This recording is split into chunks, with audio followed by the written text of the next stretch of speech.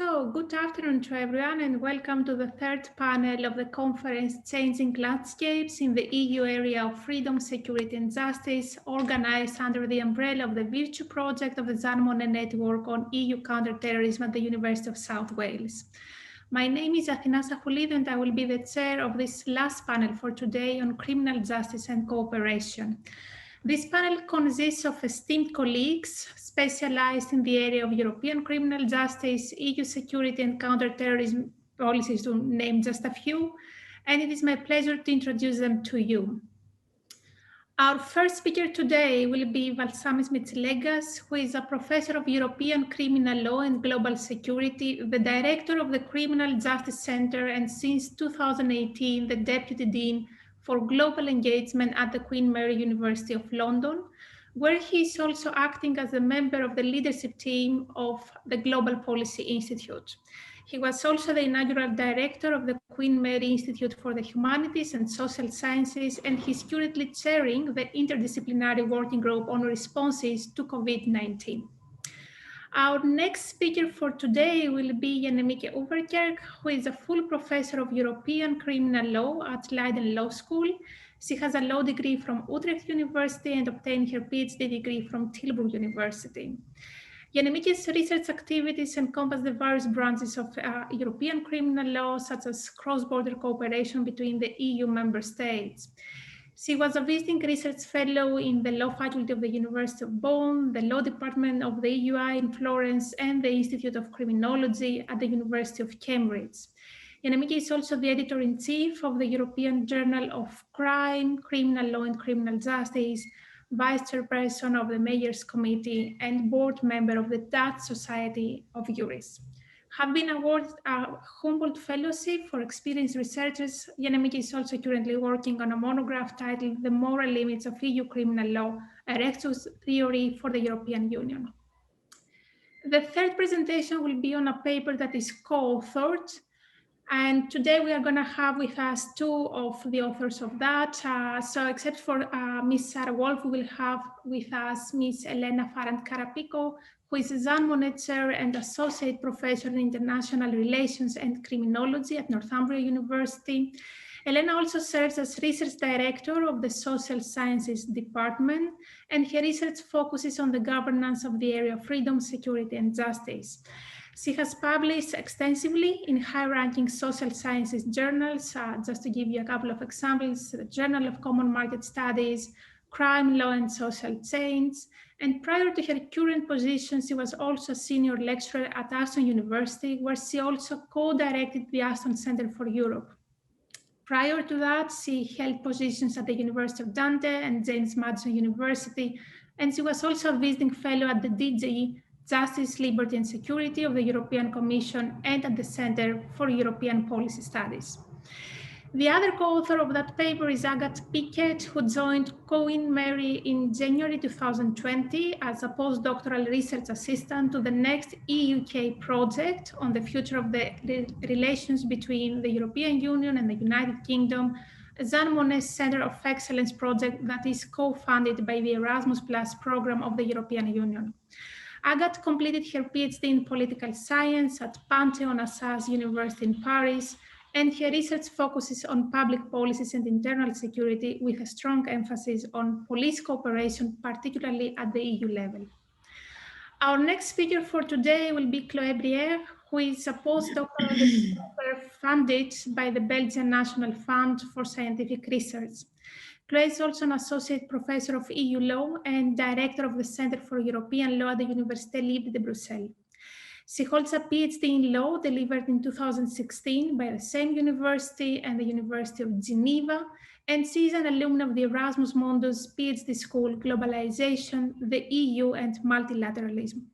After her PhD, she held positions at Rice University of Brussels, the Dublin City University, and the United Nations Office on Drugs and Crime.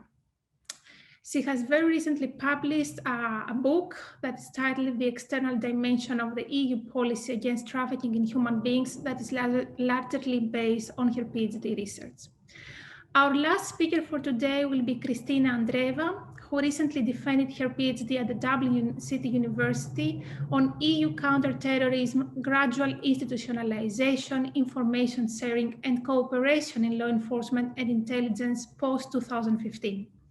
She has published articles on the same topic with ERA Forum and the Bulgarian Association for European Law, and that research mostly focuses on the demonstration of the qualitative shift in EU counterterrorism post-2015 as compared to previous critical junctures such as the one after the Madrid and London attacks.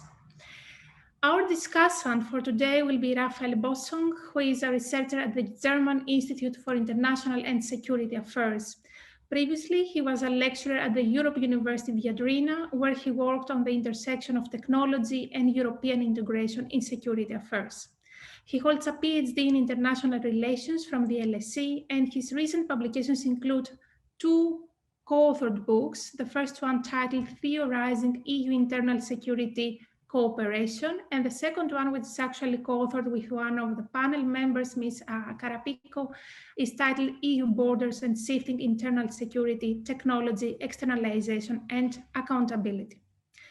Before beginning with our first speaker, I would like to kindly remind the members of the audience to keep their microphones off during the presentations and to ask their questions by typing them in the Q&A chat area. Our speakers will address them, or most of them, depending on the time that we will have at our disposal, in a short Q&A panel following their presentations.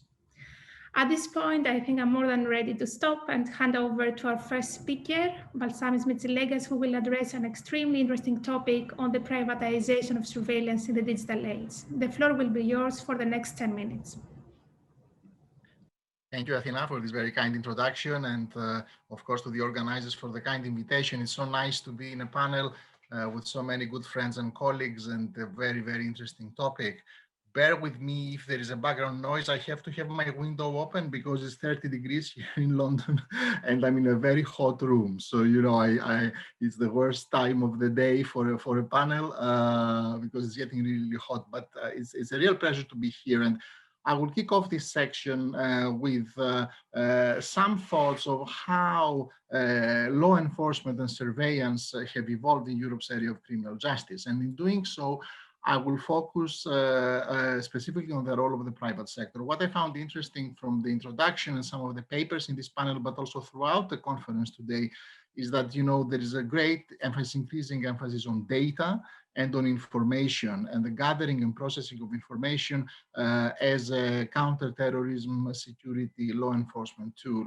And I want to demonstrate how increasingly the private sector has been co-opted by the state in these efforts really to provide security via data, and the challenge that this poses both at the private and the public law levels. This presentation builds upon a contribution to another edited volume, which was published just last month. Show this to you. It's I edited with a colleague of mine who presented this morning, Niovi Vavula. The book is called Surveillance and Privacy in the Digital Age. And again, you know, we have gathered contributors from both sides of the Atlantic to discuss this. So what I want in my 7 minutes that I have left, I just want to draw your attention to 5 trends towards the evolution, if you like, of the privatization of law enforcement, of surveillance in EU law, but also beyond. So the first one is trend is we have an evolution in the actors involved in the private sector. So, you know, in some of us, it's been a while since we have been focusing on the role of the private sector in the field of anti-money laundering and terrorist financing, where we know already we have quite a mature acquis. 20 years ago, we have banks and financial institutions as the first ones to be called to cooperate with the state in the field of criminal justice. But since then, of course, we have had the widening of the net and in terms of categories of private sector to be called to assume, if you like, law enforcement duties. So we have, of course, communication providers, mobile phone providers, internet providers. You know, there's a very big debate with regard to data retention, for example. We also have air carriers via PNR data. And so we have an increasing widening of the range of those who are really asked by the state to cooperate by gathering, transmitting, processing personal data, but also by assuming increasingly coercive duties. For example, the recent legislation asking providers to remove harmful content online. So, so we have really a proliferation of private actors in the field of security.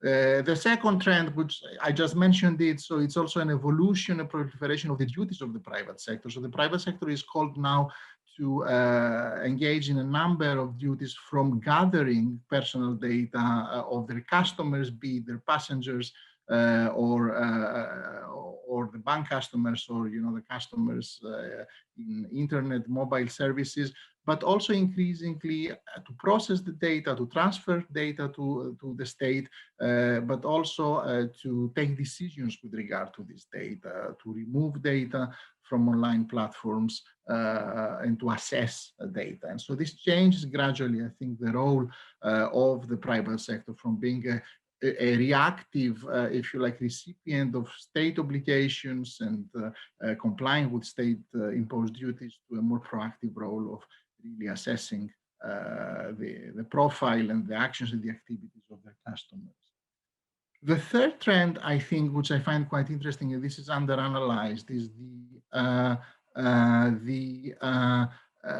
privatization has also led to further proliferation of state action. So I want to make the point here that privatization does not replace the state. On the contrary, it strengthens state control by also adding an extra layer of control. I give you two examples. For example, in the AML world, the imposition of duties to the private sector to report suspicious transactions to the authorities has led to the establishment of a new layer of state control via the form of the creation of the financial intelligence units, the FIUs. The same we have seen in the field of PNR data, where the EU directive on PNR has called on member states to establish the so-called passenger information units. These are PIUs. These are additional forms of state agencies, in addition to the ordinary law enforcement authorities, for example, who have responsibility to gather, process, analyze personal data. Europol is also quite involved at EU level. You may have seen that in the recent proposal for a new regulation on Europol, the latest amendment.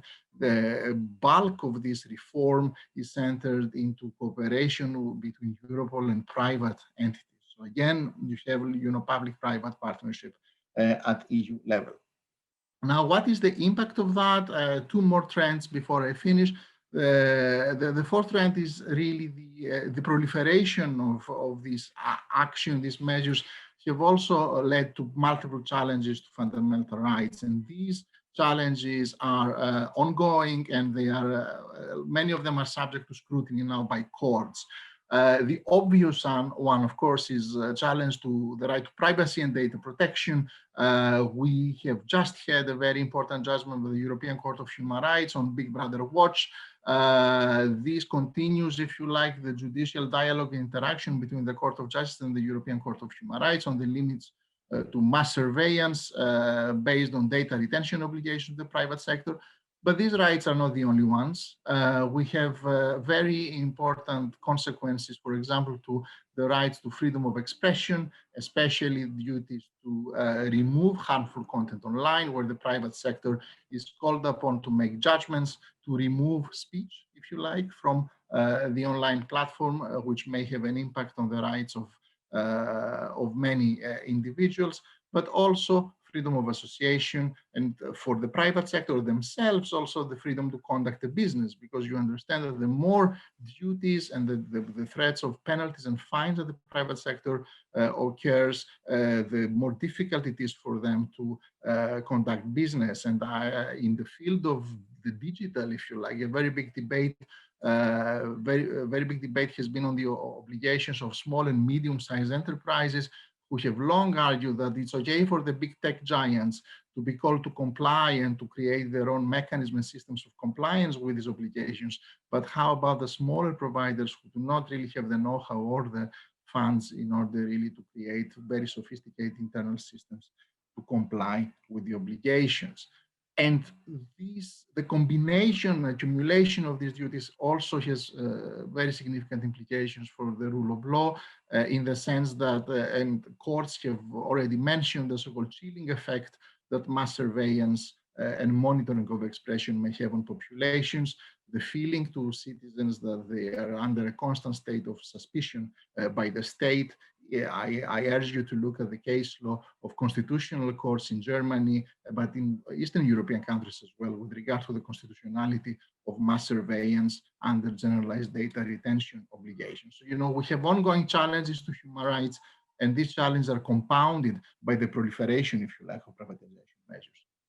The final point I want to make, and I will stop here, is that we have the evolution also and a very big debate on the forms of governance of privatization and the relationship between what we call in law, hard law and soft law. So, you know, how do you impose duties on the private sector to collaborate with you? In the majority of cases, these duties have been imposed via legally binding measures. We have a number of EU directives, for example, in the field of national law. But increasingly, and we see it in particular in the case of removal of harmful content, this intervention is coupled with soft law or self-regulation. So, you know, there are things like the Global Internet Forum, the EU Internet Forum, which brings together both the important tech companies and governments in order to design strategies of prevention, but also increasingly, and you see it was on the news a lot, the private sector themselves establish their own, if you like, regulatory or adjudicatory instances inside their organizations. The Facebook appeals body is a case in point where we are discussing about whether the appeals body in the decision that they have taken regarding the former President Trump actually are following due process. What is due process? How does the private sector actually define due process, and how does the private sector define applicable law? These are huge areas for us to discuss, and what compounds these challenges is, I think, what Athina is dealing with in her research, which is the increasing recourse to technology and to artificial intelligence within this public-private landscape. I will stop here. I very much look forward to listening to all the papers and to the discussion. Thank you. Thank you very much for this extremely interesting presentation, and I'm sure that we are going to have an equally interesting discussion on that topic afterwards. And let us move to our second speaker, Jannemieke Ouwerkerk, who will deal with an equally interesting topic, namely the fundamental rights protection in the area of freedom, security, and justice in 2021. Thank you, Athina. I will now try to share my screen for a few slides. I hope you can see them now. Thank you so much to the organizers also for the invitation to this interesting conference. I was already enjoying some presentations this morning. My topic will be focusing on judicial cooperation mechanisms in the European Union. And I think most of you know that in the last few years, there has been a huge focus on the mechanism of the European arrest warrant. So the European arrest warrant mechanism, for those who are less familiar with the topic, is the mechanism that, that is used to surrender suspects and convicts from one member state to another member state. And I think the focus on the European arrest warrant is understandable, or we can understand this focus on the European arrest warrant. It's only one cooperation mechanism, but the high attention for this mechanism, I think, can be explained from the fact that it is widely used, but perhaps more that its use is relatively visible, because courts' decisions on surrender are, widely publicly accessible. And there's also, there is a high number, I think, of preliminary references to the Court of Justice. So there's also a lot of case law from the Court of Justice of the European Union. Well, in recent years, the debate relating to the European arrest warrant was focusing heavily on the issue of fundamental rights protection. How should fundamental rights be protected in this cross-border context? Who is responsible for safeguarding fundamental rights? Well, then the question more specifically is, to what extent do obligations for member states to safeguard fundamental rights affect the obligations to recognize the European arrest warrant that is sent from another member state? Because, just to remind you, the European arrest warrant mechanism is based on the principles of mutual recognition and mutual trust, meaning that there is a quick procedure and less room for checks in the executing member state. So the idea is, if a European arrest warrant comes in, you have to surrender the requested person. As I said, the issue of fundamental rights protection was heavily debated in the last few years. And there is now a line of case law from the Court of Justice that mutual trust, so the principle presupposing mutual recognition, is rebuttable, but only in a limited number of cases. And well, one threat through the case law from the Court of Justice, I think, is that, okay, there is, well, the principle of mutual recognition, mutual trust cannot be absolute, but there is, well, a big interest in having a very efficient system of cross-border cooperation, cross-border surrender, and to avoid that criminals escape justice simply by crossing a border. Well, my statement today in this panel will be that in our future discussions on this particular issue, so the limits of fundamental rights protection, the limits of mutual recognition, that in this future debate, we should pay much more attention to the existence of other cooperation mechanisms, so mechanisms outside the European arrest warrant and their capability to establish cross-border law enforcement with a fair consideration, fair attention of fundamental rights protection. That's what the European Court of Justice is doing, is focusing on, or is approaching the European arrest warrant mechanism in isolation. So when assessing the framework, when developing a framework for fundamental rights checks in the European arrest warrant, the Court of Justice doesn't have any attention for other cooperation mechanism. And this has led to, I think this is one explanation for the fact that the bar has now been put very high, because the line of case law, as you perhaps already saw on the previous slide, is that it is not enough to refuse surrender on the basis of general systemic deficiencies, but there is also a requirement of an individual assessment, meaning that it should be proven that the individual sought, so the requested person himself or herself, runs a real risk of a breach. So the fact that the bar has been put very high has raised a lot of criticism in, well, academia, and I think also in practice. And I think those expressing criticism are mostly sharing the view that the Court of Justice should allow for more room to refuse surrender on grounds of fundamental rights violations. Some would argue that the individual assessment should perhaps be left out. So my view is, or my argument today is, that there is perhaps another way possible. Another way that, at least in some cases, helps us to prevent fundamental rights violations, but at the same time also respects the legitimate endeavor to prevent impunity.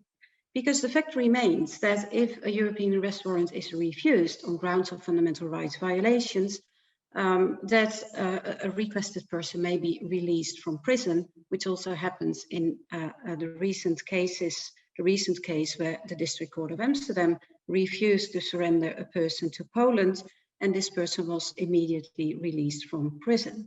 Of course, they had to do that. But then it's not, so it is the case that, that this may lead to serious crimes going unpunished. And I believe that both purposes, so the purpose of proper fundamental rights protection on the one hand, and effective cross-border law enforcement can be reconciled in a more satisfactory way if we would explore more closely the potential of other cooperation mechanisms. So what other cooperation mechanisms are there? So for today, I will focus to two of them, the transfer of proceedings and the transfer of sentences, because European arrest warrant can be issued both for the purpose of prosecution and for the purpose of execution of prison sentences. And well, I think in both cases, if for the purpose of prosecution a European arrest warrant is issued, but it had to be refused on the grounds of fundamental rights violations, then the transfer of proceedings may come into view. And the other option, when a European arrest warrant is issued for the purpose of execution of a prison sentence, what comes into view is the option to transfer a sentence. I know very well that not in all cases these options are provide real alternatives, because they are bound to requirements, etc. But I see enough reason to further explore their possibility. And then that is what I mean with my plea for an integrative approach towards EU criminal justice cooperation. Refusing a European arrest warrant does not necessarily have to lead to impunity. And for that reason, perhaps the bar doesn't have to be put that high as the Court of Justice is doing, because it is an option to require, to demand member states to, in such cases, to also explore the other options, the alternative options, and to view the cooperation mechanisms in their entirety as an entire system, seeing which way the proper administration of justice could best be served. That's it. Thank you for your attention, and I look forward for your questions.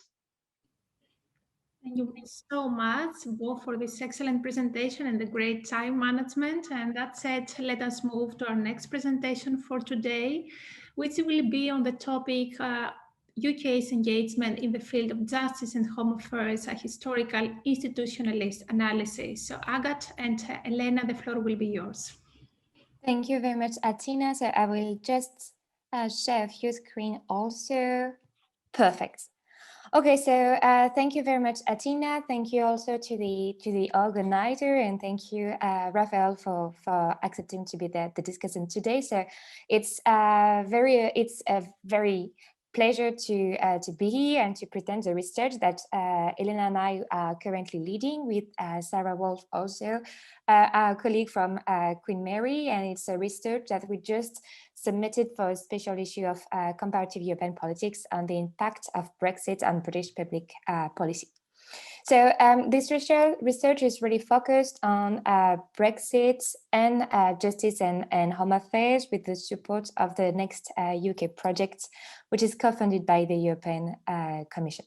This research is really about understanding the impact of Brexit on public policies, and our main argument is that Brexit does not mean always Brexit in the sense of what we identified as de-Europeanization. And so what we call de-Europeanization is the case of the dismantling of British public policies after Brexit and the end of active Europeanization, but that British public policies after Brexit could take different paths.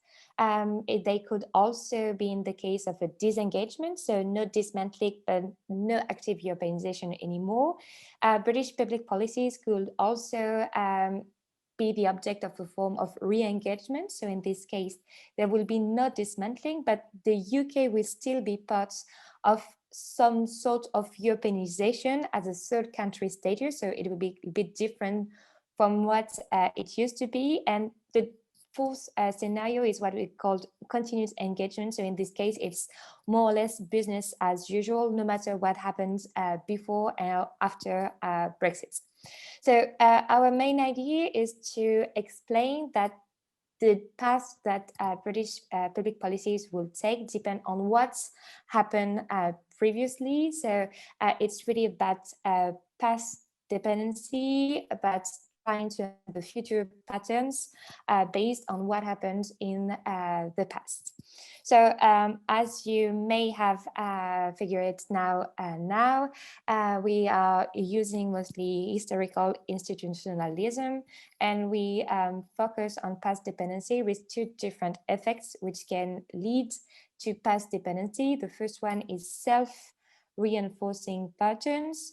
So in this case, it's really that future steps are really guided by the previous steps. So each step tends to reinforce the path that public policy is taken. And the other effect that we used is what is called reactive sequencing. So it's really the idea that new events react to past events, and we still are in the same path, but with slight differences, with slight different policy trajectories. So this framework of historical institutionalism also allowed us to think about change with what is called a critical juncture. And so in the case of the area of freedom, security, and justice, we identified 4 critical junctures of the UK contribution to this policy field.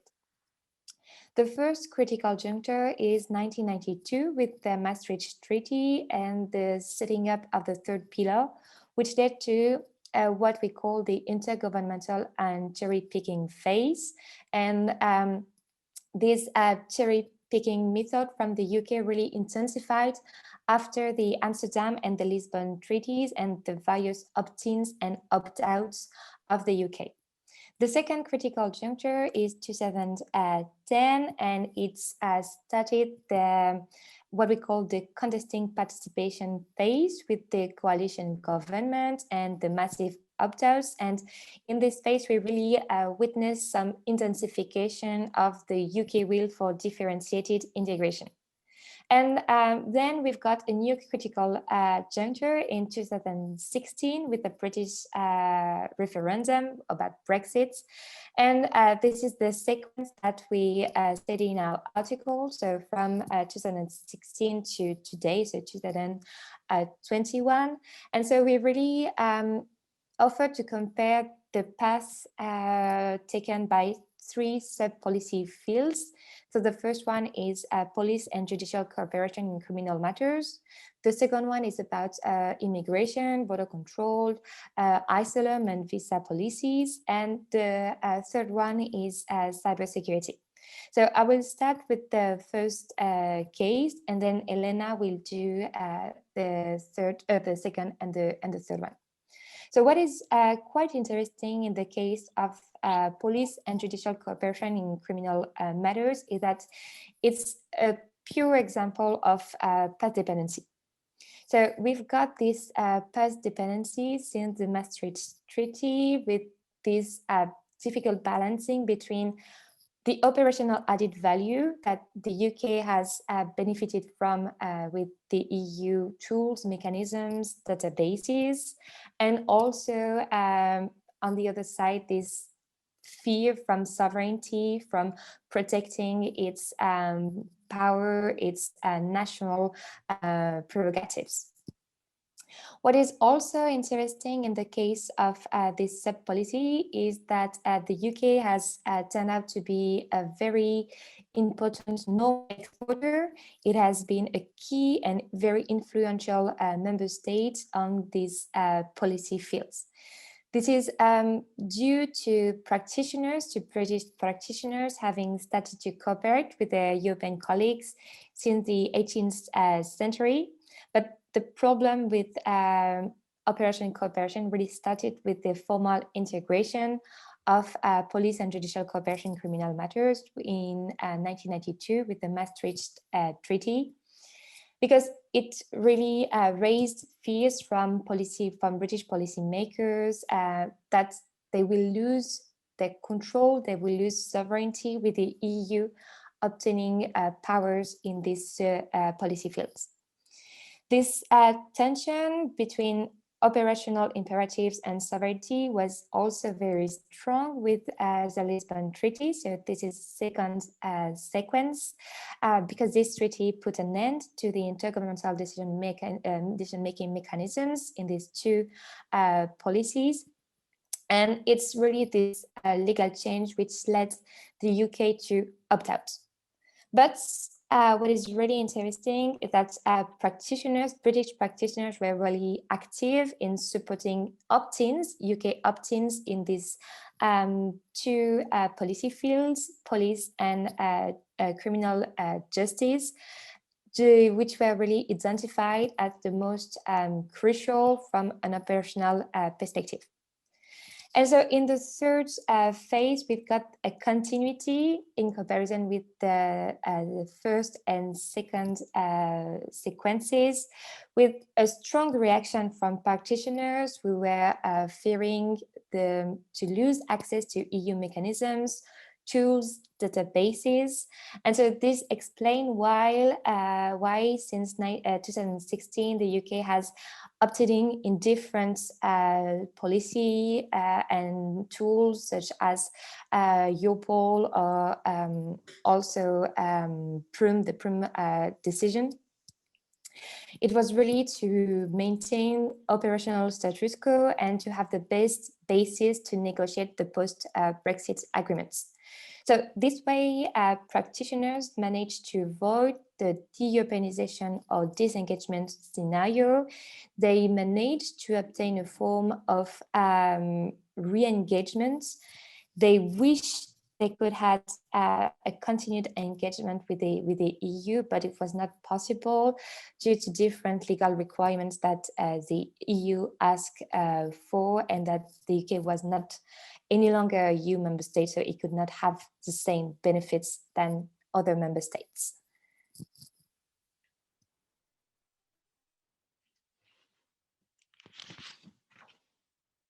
Thank you, Agathe. I can see that we're already past the 10 minutes, so I think I will do a summary only for case 2 and case 3. That is going to be like 30 seconds each. Right, so the case study on immigration, which was developed by Sarah, basically what it shows is that obviously there was an abrupt end to the freedom of movement by the UK, given the refusal to actually include a chapter in the TCA, the Trade and Cooperation Agreement. And it's important that it's not seen as a sudden choice, actually, but coming out of a series of prior choices.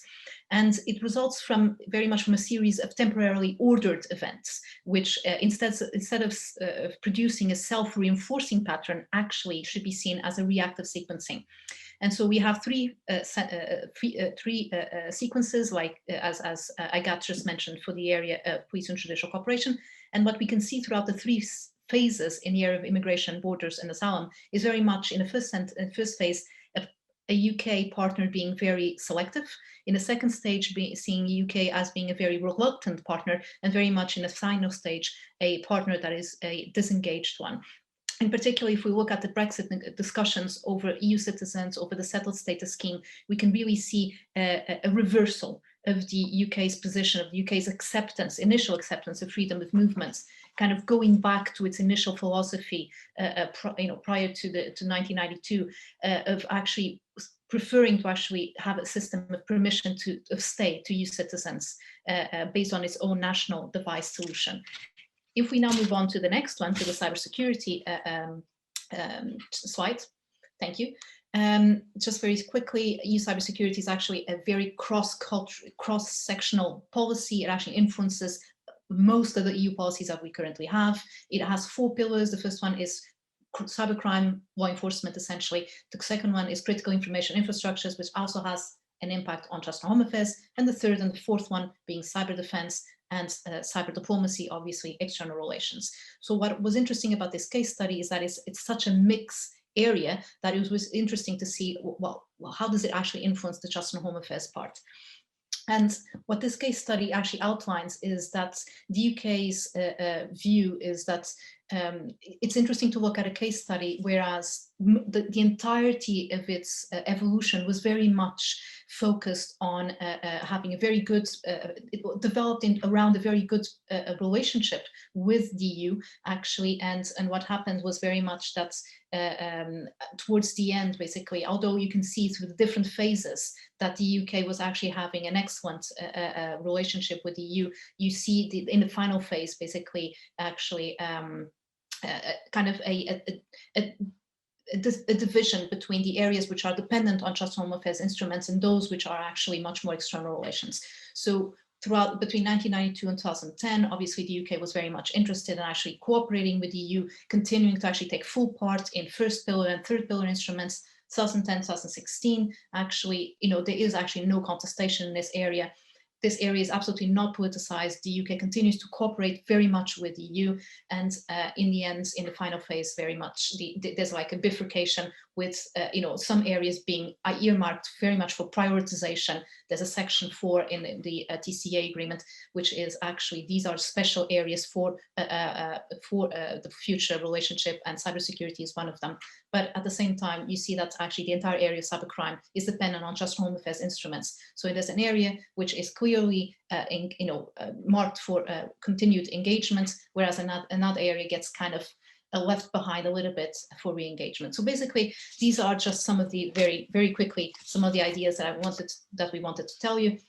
Just as a conclusion, the comparison between these 3 case studies very much sheds light on the lasting effects of Europeanization, even beyond the formal membership of the EU. It also emphasizes how Europeanization is actually more of a process, not really a result, with forward years remaining possible. So we hope that we have demonstrated that, contrary to the idea that Brexit means Brexit, that UK is not systematically seeking to just distance itself simply like that from EU activities and approaches, and that sometimes results vary quite dramatically from sub-area to sub-area of justice and home affairs. Thank you very much for your attention. Sorry that we've gone beyond our time limit.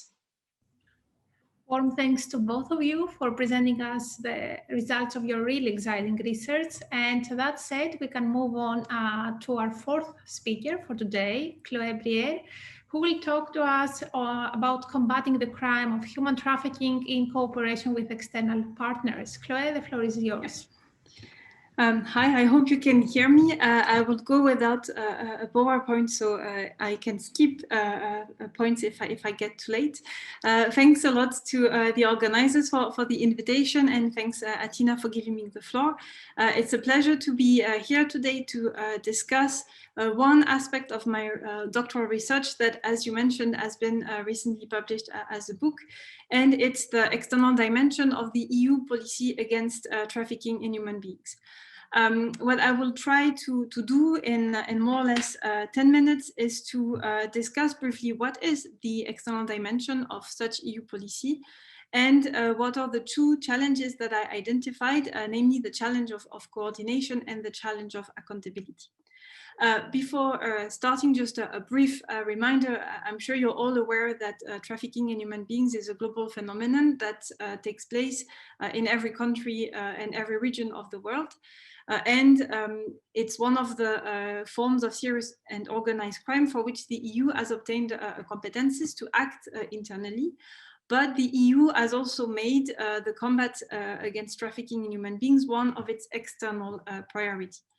We see it when reading the strategies that the EU has published in 2012 and more recently in 2021, which both include sections and considerations about how to attempt to promote cooperation with external partners, being non-EU countries, but also other international organizations, civil society organizations active in this field.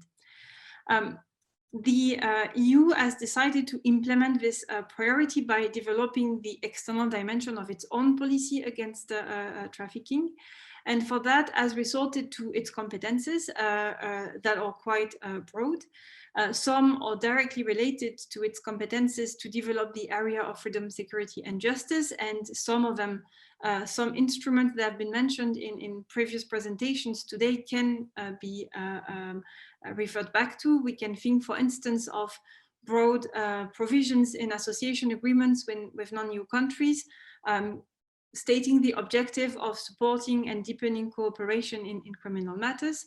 We can also think of the external activities led by the EU agencies such as Europol, Eurojust or Frontex, which include in their mandate actions to combat trafficking in human beings and use the agreements concluded with non-EU countries and international organizations to promote such cooperation with non-EU partners in the field.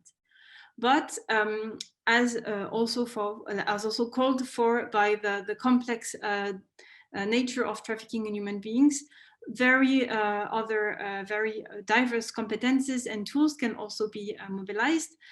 We have, for instance, many counter-trafficking measures in the field of development cooperation, with the EU using its competences in this field to address the root causes of trafficking, such as poverty or discrimination against women and girls. But we see also, and it reflects, I think, broader tendencies and trends in addressing crime and migration as well. The reliance on new types of instruments, such as the tools belonging to the common foreign and security policy. We have a lot today of civilian and military missions launched by the EU, which are mandated to disrupt, combat organized criminal networks involved in migrant smuggling and THP. And it's particularly interesting to see how these tools are now used for this objective. There are two key elements to keep in mind when discussing this external dimension of the EU counter-trafficking policy. The first one is that the broad competences of the EU, not only in the criminal law field, but also beyond in development cooperation, labor law, or migration, or rather an advantage because it helps the EU to promote a comprehensive approach, not only focusing on the prosecution of traffickers or the disruption of organized criminal networks, but also supposedly interested in preventing trafficking before it takes place and ensuring the protection of its victims. Yet there is a concern that despite this stated ambition in favor of a comprehensive approach, the EU measures tend to focus on security or criminal justice measures, something that is especially reinforced with the involvement of new CFSP actors or agencies with a clear security mandate. A second element is the fact that we see very much, especially in policy documents and in certain programs, a tendency of the EU to focus on target countries or target regions that are considered to be of strategic importance. It's something similar than what we see, for instance, in the field of migration management, but also in other policies aiming at addressing other types of crime. And in the case of trafficking in human beings, the Western Balkans and Africa are, for instance, clearly identified as priority regions or priority countries. And as a consequence, the EU develops an intense array of measures to promote in these countries, in these regions, the development of comprehensive counter-trafficking policies. And here comes the first challenge that I would like to discuss briefly with you today, which is the challenge of coordination. Because in these regions, being the Western Balkans, Africa, or other regions in the world, the EU is not the only actor interested in countering trafficking. And we see an abundance of actors pursuing similar objectives, being other intergovernmental organizations, civil society organizations, but also sometimes private actors or other states which have a particularly strong interest in addressing this phenomenon. We can think, for instance, of the United States of America, that have a very big program on countering trafficking in person. And all these actors will aim to develop their policy, their actions to counter trafficking in human beings, doing so within their respective mandates and relying on their areas of expertise. This comes with clear advantages because it means that more efforts are being made to address this phenomenon and may help and prevent vulnerable persons to fall into trafficking situations. But it also comes with disadvantages, notably the risk of duplication of efforts or the waste of resources, meaning that because the attention is focused on specific countries or specific regions, other groups, other vulnerable populations or other countries are not benefiting from a similar kind of support, and therefore they become also regions or countries of origin for new trafficking flows. In order to address partially this risk, there are two interesting elements. The first one is the fact that the EU has as an objective of its external relations and as one of its objectives a commitment in favor of multilateralism, which translates in its participation in multiple coordination mechanisms, either bilateral or multilateral. One of them is the OSCE Alliance Against Trafficking in Persons, and today and like in the coming days, its 21st annual conference is taking place, gathering all series of actors from Europe, but also beyond, where the EU Commissioner Ylva Johansson is giving a keynote address, showing really a strong desire of the EU to engage with other actors and to exchange information about its priority, strategic objectives, and its actions to counter and combat trafficking. A last element that is also particularly important is that one thing that helps coordination is the fact that the EU and its member states are a very important source of funding for external partners. They provide a lot of resources to fund technical assistance programs in specific countries, but they also support operational initiatives or NGOs providing assistance to victims. And this is an element that is particularly important, as we see through this budgetary tools, the EU is able to promote further its own strategic objectives. And this leads me, and I will stop there, with the last and second challenge that can be identified, which is the fact that in such a context where you have such an abundance of actors and initiatives, it's somehow difficult to identify who does what, and difficult to know whether the comprehensive approach that is advocated, meaning that trafficking is addressed not only as a criminal phenomenon, but also as a human rights issue. This comprehensive approach is not so easy to evaluate and to discern whether the EU and its partners are not focusing on specific aspects of it, namely the security dimension. There are accountability mechanisms in place. Some are within the EU itself, and we can think, for instance, of the role of the European Parliament or the Europol Joint Parliamentary Scrutiny Group to check and evaluate, assess the external activities of the EU and the agencies. And given also the importance of EU funding, the budgetary rules are also important to ensure that the money that is spent goes really to promote trafficking measures that respect such a comprehensive approach. One last element, and I will finish there, what is also particularly interesting to see is that there are mechanisms being set up at international level. There is a UN review mechanism that is being established for the UNTOC, the UN Convention Against Transnational Organized Crime, and also for the Protocol on Trafficking in Persons.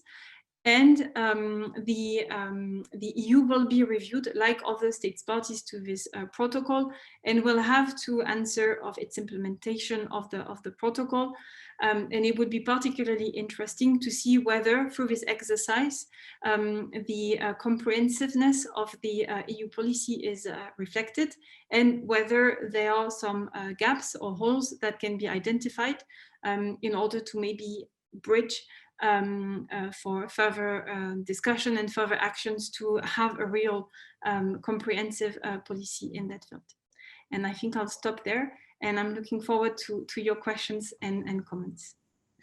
Many thanks, Chloé, for addressing such a multidimensional topic in such short time. And let us move to our final speaker for today, who is Christina Andreeva, who will present us on information sharing in EU counterterrorism after the terrorist attacks of 2015-2016. Christine, the floor is yours. Thank you, and thank you everyone. Thank you to the organizers for including me in this very interesting topical conference. I will share my screen now with you. I hope it's visible. So today I'm going to present for you an article that is upcoming in the next few weeks or months that is based largely on my PhD research. However, I have left out my very complex theoretical framework for the sake of focusing on the empirics of my research, which I find more contribute more to the field. So this is what I will present today. My main focus in this research was to try to explain the paradigm shift that occurred in EU counterterrorism after the critical juncture of the 2015-2016 attacks, especially when it concerns information sharing and more specifically pertaining to intelligence and policing cooperation. And my goal was to juxtapose this to previous critical junctures, mainly the Madrid-London attacks one, and to compare how dynamics developed in the aftermath of both junctures and how these dynamics in the one case led to not a qualitative change per se. And in the case of the most recent juncture, it led to quite a fundamental shift of paradigm in the way counterterrorism is conducted in the EU. This comparison I've removed from this article, but overall, my focus was on delving into those complicated dynamics and finding out what differences were there. And the bottom line that I will get to in a moment was that what changed was the practitioner level cooperation, the practitioner level practices, which is what I focus on in this article. As you all are aware, in this field, the dynamics are very manifold and very complex in terms of the division of governance between national and multilateral or supranational levels in this field. Each member state comes with their own experience and with their own perception of how to tackle terrorism and how much it is a threat from terrorism.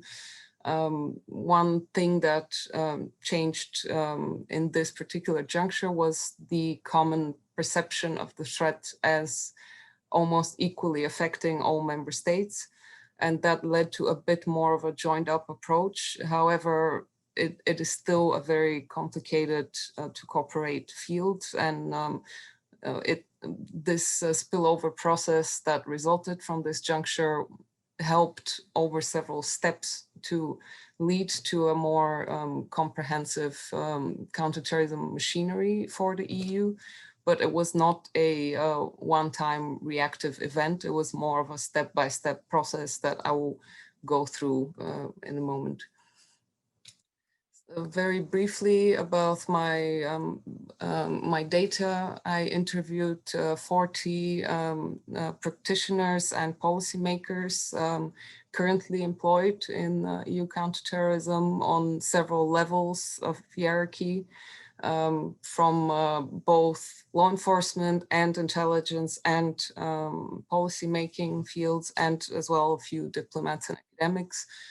I triangulated that against media coverage and policy documents, but overall that was considered my primary data because my intention was to analyze how the practices in this domain have changed the overall approach to the domain and how that evolution has occurred and what dynamics can explain it.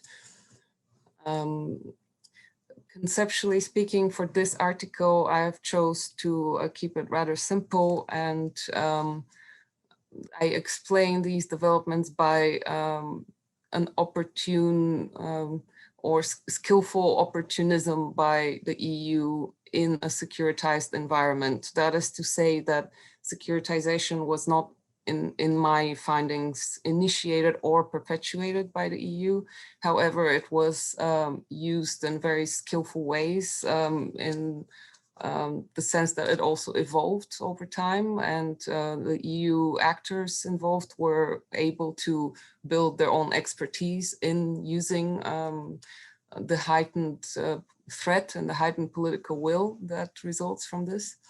As far as my PhD was concerned, I used a combination of historical and constructivist institutionalism so as to explain how two critical junctures can be different in terms of their underlying dynamics.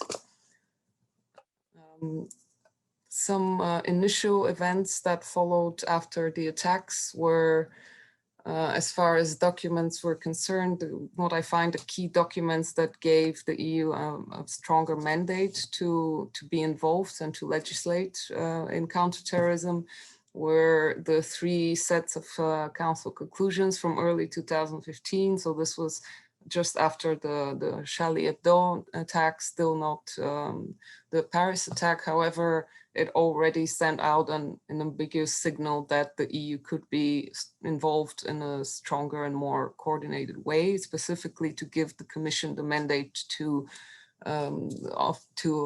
propose legislation. In April of 15, the Agenda on Security, which was formerly an upgraded version of the internal security strategy, which set out a strategic vision, even if it was only strategic at that point.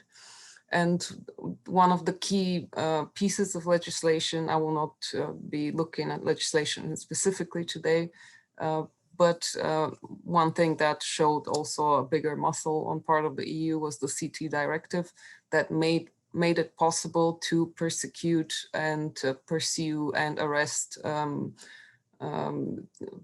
mainly foreign terrorist fighters, but also people involved somehow in the organization or perpetuation of terrorist acts. That was initiated immediately after the Paris attack, even if it took it almost 2 years to be adopted. The main institutional events that I find significant in terms of my subtopic were the Europol upgrades. So the upgraded mandate happened simultaneously with the 2 sub-bodies being set up, the Internet Referral Unit and the European Counterterrorism Center.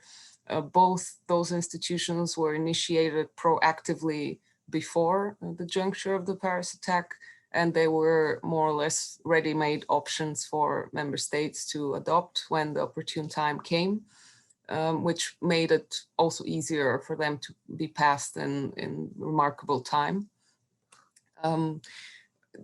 With that dynamic, another parallel dynamic was just the overall involvement of Justice and Home Affairs agencies in operational counterterrorism work.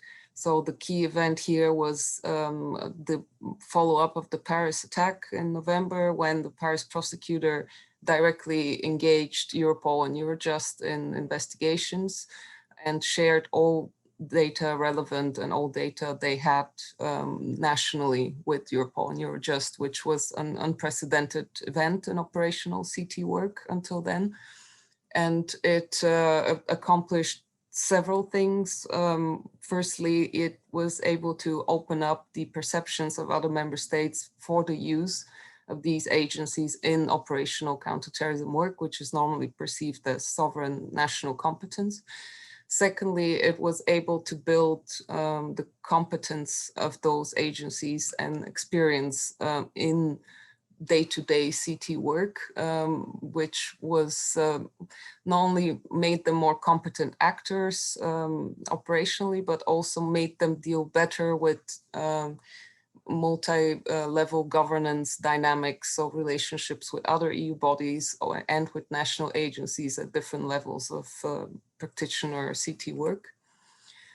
Another important event in my, I skipped the Frontex upgrade, which actually in the previous panel, one panelist discussed in detail, so I will not go into detail, but clearly it was impacted both by the migrant crisis going on at the time, but also by the increased terrorist activity that Frontex was given executive agency status with executive core of agents. The security union was something that I've also found to be a crucial event in this development in terms of, first of all, having a high-level EU, in this case, commissioner, but higher level practitioner in charge of pushing forward and controlling the speed and development of the CT apparatus overall. So this was very systematically done, not only through high-speed development of the legislative process, but also the progress reports and the, for the first time, consistent infringement procedures helped the process move along smoothly and helped all actors stay mobilized in terms of the documents on hand. With these developments, a parallel development was that by being compelled to work together very consistently and very often, EU and national counterterrorism actors got to know each other well, got to know their red lines well, got to know how to address each other in from the EU's part, non-sovereignty impinging manner, from national level, more trusting and open-minded approach towards the EU's potential role in counterterrorism. And there were several specific events that helped with that. One was the high-level group process, specifically the one on interoperability, but there were also several others that helped incur this cohesion between actors, helped the actors to get to know each other. The other one that followed was the Terror Committee of the European Parliament, which is the first time that the Parliament was dealt with taken more seriously in this domain, dealt with more respect from the Commission and Council and other bodies involved in counterterrorism. So these dynamics just grew very organically out of the common work on counterterrorism. And we were very welcome developments. The short-term impact of the, not only of the attacks in Paris and Brussels, but the overall critical juncture that lasted between 2015 and, let's say, 18. What was observed before that was very low level of multilateral sharing. If there was any sharing, it was usually bilateral.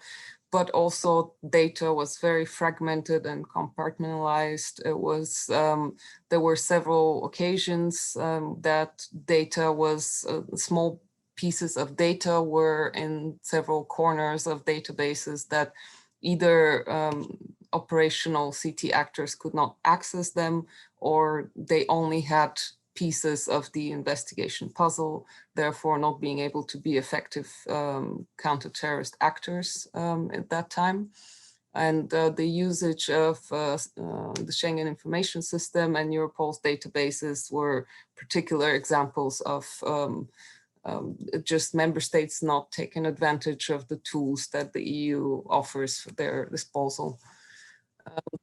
I'm really sorry to intervene. Your time is up. Will you like to conclude in the next 1 or 2 minutes? Oh, I'm sorry, I haven't actually checked the time. Sorry, okay, I will skip the short-term developments. I will just focus on the main, my main conclusions is the slide and the second one and the next one. So the main long-term developments that I observed, which I find more convincing of the paradigm shift that has occurred in information sharing are on 3 levels. One is the increased trust between actors due to these due to this experience working together on CT cases, both nationally and on EU level and in between.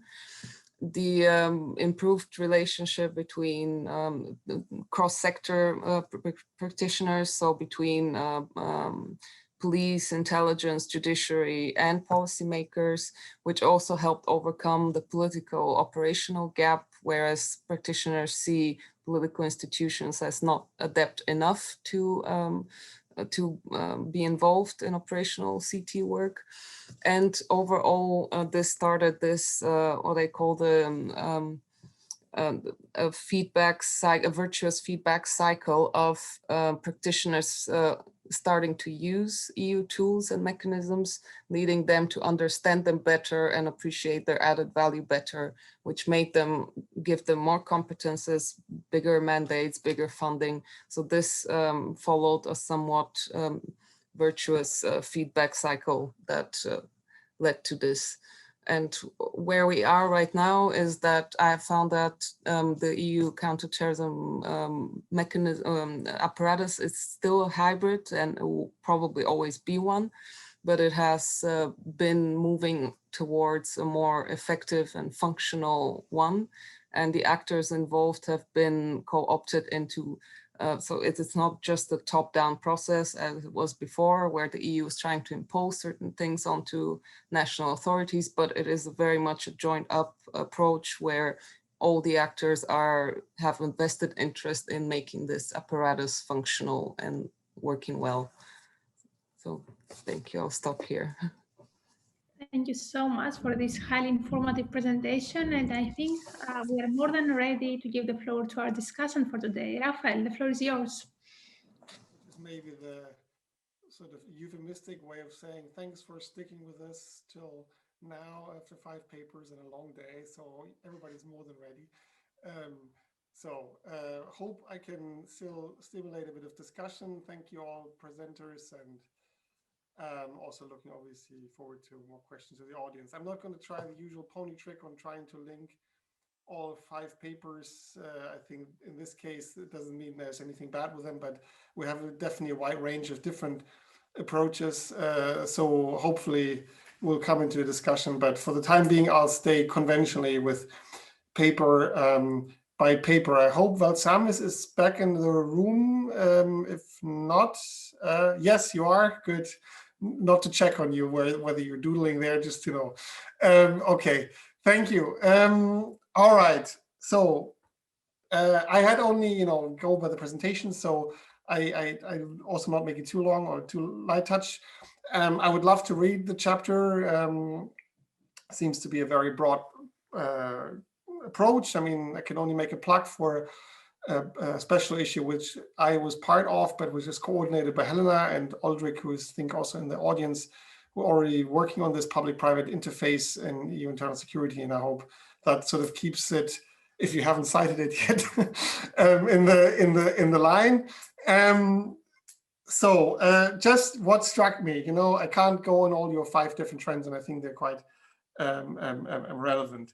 The first one would be just, I always kind of wonder who's the cook and who's the, what do you say? Well, sorry, I get this English expression always right. So who's really driving whom, right? And I think we've had this kind of initial suspicion that, European administrators, commission officials, because they operate all in Brussels and, live in the little world, they're a little bit easily bought, dazzled, I don't know, impressed by whatever all these kind of companies are bringing to the table, lobbied, you name it, right? And now I think we're kind of, if you make it a trend, maybe sort of are at the other end of the spectrum, where okay, still there's fairs and dazzles and dinners, and maybe not in Corona times, but where there's ever more the administrators telling the companies what to do, and they're in the recipient kind of function. I mean, okay, very broad brush saying. I'm not sure whether they would share that, but if that's the case, then maybe the next step in the argument would be to say, are we actually at a stage where, I remember many years ago, the Commission was fantasizing about building up a European security industry and didn't really come together yet. But I think we've maybe turned a little bit a corner, for better or for worse, no normative assessment, that yes, we still buy from Israelis and from Americans, but it seems to me that some stuff is coming on more and more from this kind of bubble that has been fermenting for a while. And so maybe, have we created our security industry, and are we really actually moving on to a more, say, demand-driven? So the commission or whatever says, we want this technology and you're going to provide it, and so we're getting there, right? And that's my first question, the big one. The second question, I was a bit surprised in the way that you actually, in a way, said, so there was first regulation and then there's soft law. And it seems to me kind of the other way around, exactly in this kind of way, that there's been a lot of soft law initiatives before, and now we're coming more to this dictatorial mode, whether it's content takedowns or other things. Again, you know, broad brush talking. And one concept which you didn't use, but was kind of often used in this literature on public-private partnership, is co-regulation. So there is this in-between space between, you know, soft law and hard law and co-regulation. And I don't know whether that's something you want to pick up on. I know that's kind of scattershot, but maybe that triggers a bit of your thinking. And happy to read it if you can share it, what you've come up with so far. All right, so in the order of appearance, then if I didn't miss up, it was, okay, let me just go on with Jannemieke. Sorry if I get the Dutch not quite right.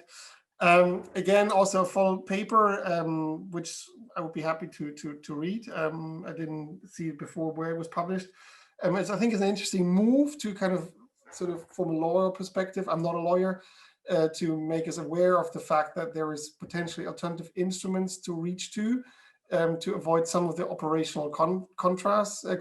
I think that's certainly well exploring. And I mean, also with Brexit, we'll come to that. Of course, there's this kind of question of what are the fallbacks, what are the alternatives, what are different channels, are they just as good, what are, you know, and so on and so forth. I think that there is a potential connection between those papers at least. However, you know, I'm in a think tank, so I'm just going to abuse this pushing, you know, not being academic, looking forward.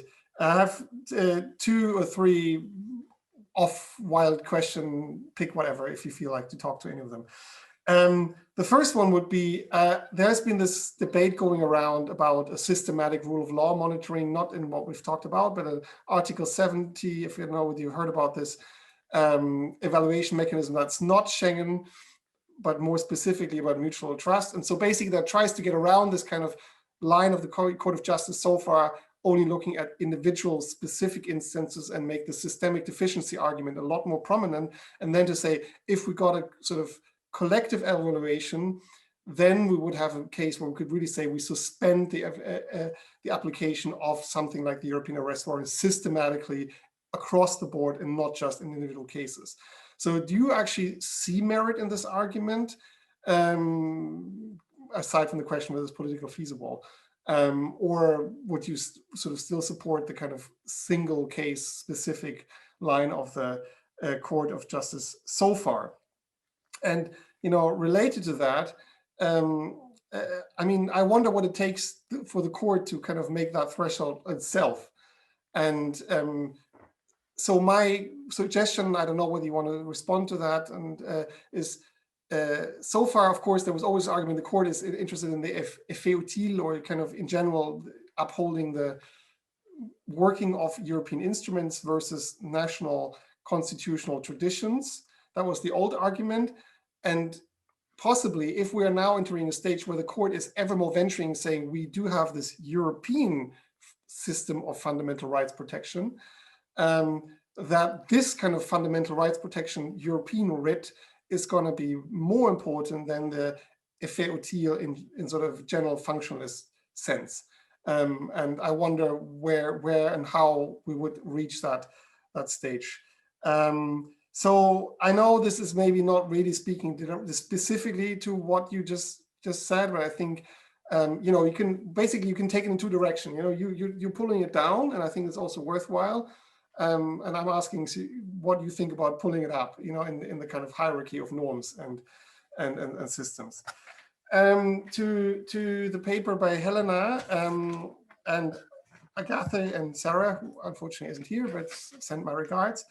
Thank you for that paper. I had the paper, I read the paper, and it's definitely very well crafted in terms of sort of tracing some of the genesis of the role of the UK in justice and home affairs, and of course it's a much more complex story of just being a fence sitter or a spoiler, and so I think that's definitely worth reminding and bringing together one more time.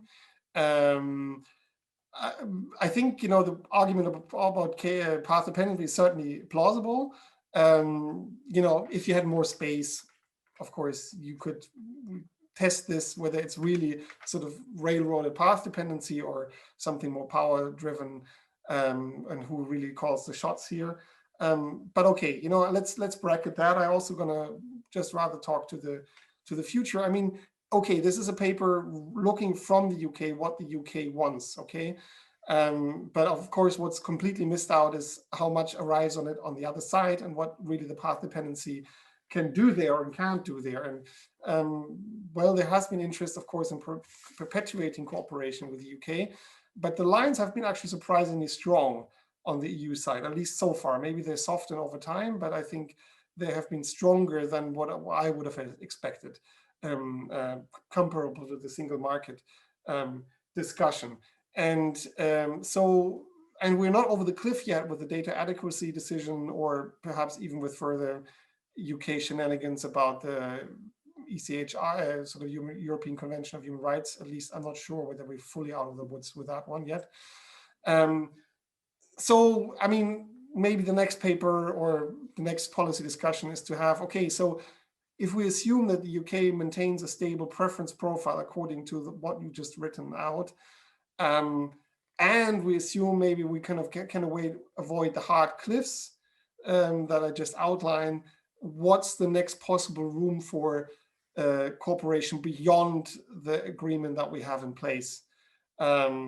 So do we extend PRUM as a decentral network that the UK keeps plugged into? What form of operational cooperation, say in joint cyber task force groups, do we actually see? So, I think there's a lot to kind of then take it forward, from here. And to the last two papers, so to Chloé, thank you for really showing how yet again, how complex and multi-actor any kind of field is we're dealing with, and the coordination problems are certainly well taken. I would be a bit skeptical of the contribution of CSDP missions, but maybe that's my predilection. That a long time ago I worked on this, and I dipped in recently again and felt like, hasn't anything changed in the last 10 or 15 years? And it just seemed to have the same discussions just like then, and the missions get ever smaller. And so maybe I'm too pessimistic here, but anyhow, it's certainly high on the agenda to do more on counter trafficking. But the big elephant in the room is, of course, while we want to have comprehensive approaches and want to be multifaceted, isn't it all in the end a fig leaf? You pointed to the question of accountability. I think that's important. I would love to see actual evidence of anything positively being terminated because of any sort of negative evaluation on that front. I'm not aware of it. Sophia was terminated for other things, but actually saying, oh, our counter trafficking policies are not balanced enough or counterproductive, and that's why we pull the plug. I seriously would love to see this, because so far, it's just the rhetoric that we, fight the bad guys, and that's what we have to be seen as doing. And I also don't think that the Europol Counter Trafficking Center has been very effective so far, at least. So it's, very anecdotal stuff I've seen. So maybe you have more to say to that. And I already kind of in the chat, sort of, sorry, not for the others, shown you a recent paper which seriously questions again the framing of counter trafficking policies in the EU. And basically it's a familiar story. You can't solve it, we can't solve it, but the way to end the war on drugs is to legalize drugs. And so we go with human trafficking. And not to say that there aren't terribly bad guys doing horrible things, but structurally it's not going to be resolvable. Okay, and finally then to Christina, thank you very much for the presentation of your findings. I certainly look forward to the full picture then when it's out. It's certainly absolutely important to have an in-depth update of how this kind of field worked after 2015 and the sea tide, or whatever we had, watershed, sorry, getting my mixed up with metaphors, we had since then. So it's all definitely a very, very plausible story, and I don't have any, sort of contrary indications of what you described. The question again, as with all papers, okay, so where next, and what's the kind of long-term repercussions, which you were only able to touch upon at the very end. And I would just maybe mention 2 or 3 points. So how long, basically in all these cases, like how long are the effects of events sort of having an echo? And that's really the question here. It seems to me that the momentum that has really run out for the time being from 2015, and the recent counterterrorism agenda has not been characterized by any similar kind of dynamic, even though we did have occasional attacks. But the perspectives of member states seem to be definitely different, at least on right-wing terrorism, but also on moving to the very sensitive stuff about, say, what is a legitimate NGO in, religious education, what the French wanted to do and the Austrians, but that you can't Europeanize at the time being for so that's the general question. And the more narrow question is, of course, what happens now with Europol, what happens with now intelligence cooperation in the European Union. And my sense is that if there is more progress on European intelligence cooperation, it's happening from hybrid, it's happening from strategic compass, it happens maybe from counterintelligence, and it's not happening anymore in the area of further in the area of counterterrorism. Maybe this is something to be disproven. I mean, not to say that we're not working on a high level, but the dynamics come from somewhere else. And Europol has been mentioned as again in the counterterrorism agenda, but actually the meat is somewhere else with the new Europol proposal, public-private relationships, as Valsamis to go circle. That's where really the beef is for the next stage of Europol. So, I don't know whether you can make something out of that. That's certainly not speaking to your, criticizing the findings, but, where next is the question I could leave here. And hopefully that stimulates also some other people in the audience now to chip in. Thank you. Thank you so much, Raphael, and I'm sure that your comments will serve as guidance, as a starting point for the further discussion. Since I don't see any hand being raised for the time being, I feel obliged to say that you should, that you're more than welcome to formulate your questions using the Q&A function or raising your hand so that I can give you the floor. And while awaiting for the audience feedback or questions, I suggest that we give the floor once again to our speakers for 1 or 2 minutes so that you can address the comments of Raphael, starting this time the other way around to be fair with everybody. So let us start with Christina.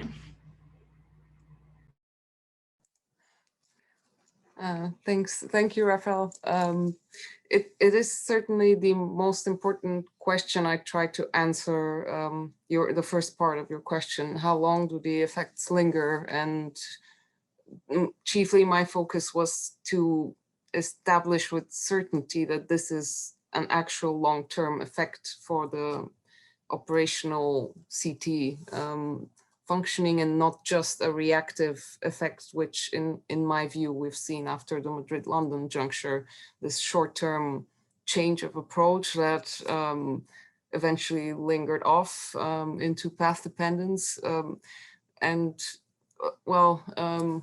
I did finalize my data collection midway through 2019. So certainly things have changed since then. And I was sort of getting my findings around the time that the far right extremism was taken over from jihadist extremism. And that shift was only just beginning. And what I found to be quite indicative of the change was the fact that the same practices that had been observed in jihadist counterterrorism were starting to be applied, or at least the intention of applying them in far-right counterterrorism was emerging. So needless to say, those are very epistemologically very different, because one contains the otherness of the enemy that member states share, whereas the other is a matter of definition of where do far-right parties end and far-right extremism begins. So the fact that member states even had the intention to cooperate somewhat on that, to me, was a signal that something had profoundly shifted ever since this juncture. The interviewees I spoke to were also very much convinced this had changed, chiefly because the gaps had been exposed in the apparatus, and a lot of them had been filled through this feedback process of through each next incident, whether it was successful or unsuccessful attack or terrorist group being broken off. And each next incident, there was a piece of new information that emerged about the gaps of the apparatus. And in my view, each of those pieces, each piece of information was followed by a very concrete, direct action that managed to fill in the gap somewhat in that aspect, which to me signaled that not only the perceptions had changed, but perceptions might change again. So that might be one way to question it, but the filling of the gaps is what to me was reassuring in terms of the long-lasting effect of this juncture. And yes, right now maybe maybe the focus is not exactly on terrorism, and especially not on jihadist terrorism anymore, but these not only the practitioners have built their networks of cooperation, have learned to cooperate with each other, but they've also learned that sometimes information is so fragmented that they need the information from the other sector. So all of these dynamics, to me at least, convinced me of the long-term effects. What happens with Europol is it's a difficult question. I mean, I believe the counterterrorism center has made a huge difference, and the internet referral unit as well. They showed a new competence on the part of Europol that member states were a bit oblivious to. And even after they were put in place, I've been told by interviewees that member states still came with questions of, but can Europol really do this for us? So they still didn't fully understand its capacities. And now I believe they do. And that has changed the way they approach it when it could be a useful actor to them. And sort of, even if the threat right now is not exactly there, I believe that if it is ever there again, member states would go again to those bodies. Thank you so much, Christine. And let me hand over to Chloé. Thanks. I'll try to be brief. Thanks, Raphael, for your comments and question. I agree with you that I'm not sure that the CSDP or CFSP missions may bring anything positive to the fight against trafficking or smuggling. But what I find interesting is that it reflects a broader move, I think, not only from the EU perspective, but also if you think at operations launched by NATO in the agency, for instance, where they used also military competences to address smuggling and trafficking, or the UN Security Council, who has adopted resolutions on Libya, where it targeted individuals for their involvement in trafficking and smuggling.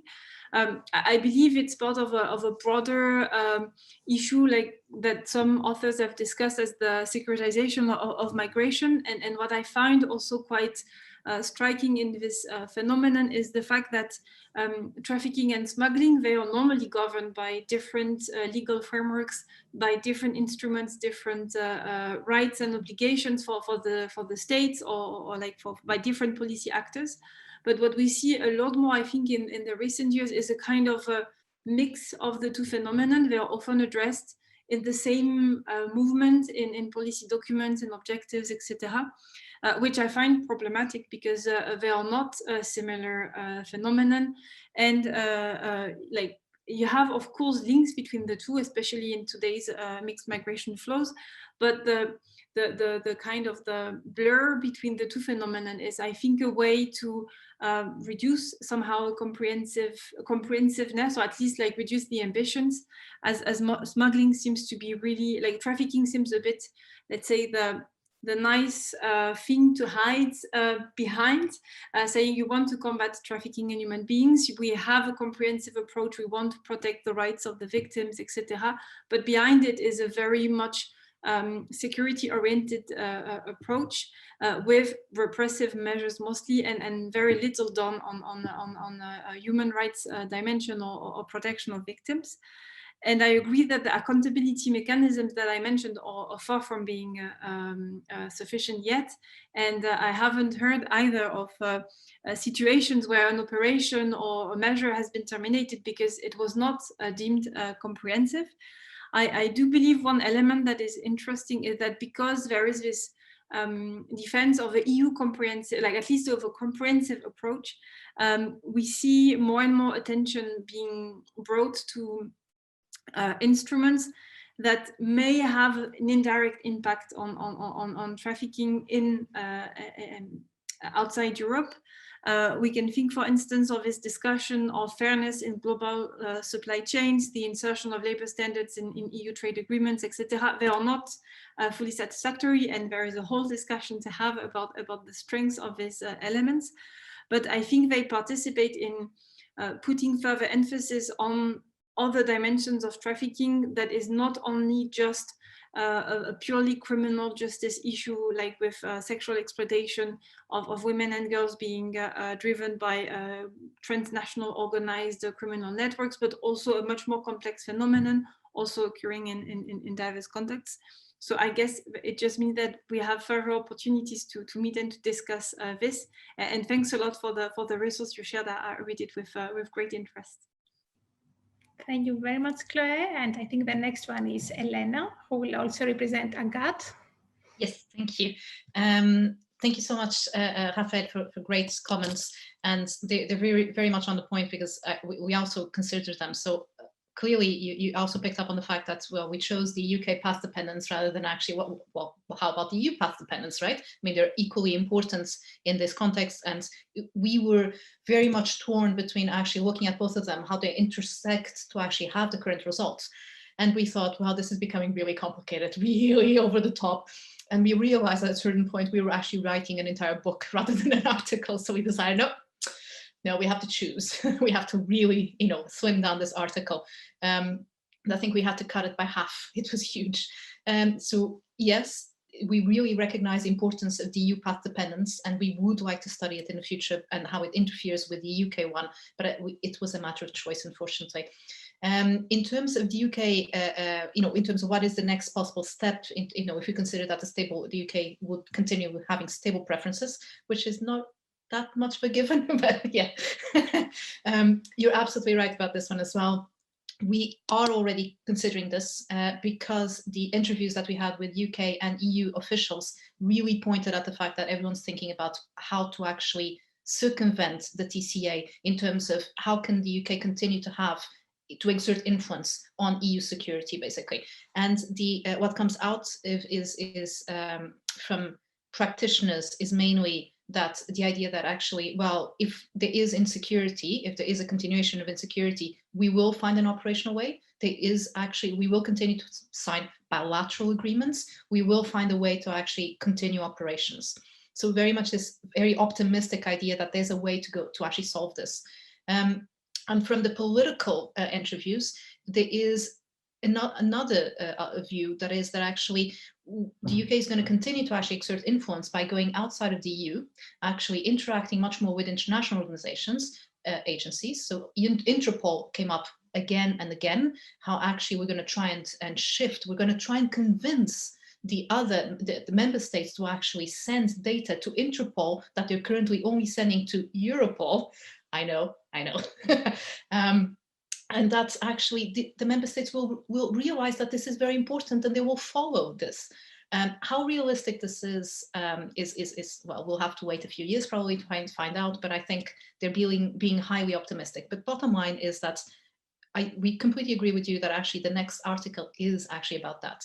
How is the UK actually trying to find alternative ways to maintain its influence, its sphere of influence in terms of security over the EU? Yeah, thank you very much. Thank you very much, Helena. And the next one is Jannemieke. Thank you, Raphael, for your questions. And thank you for the opportunity to explain perhaps a bit more my argument, because I had to keep it very, very general and brief.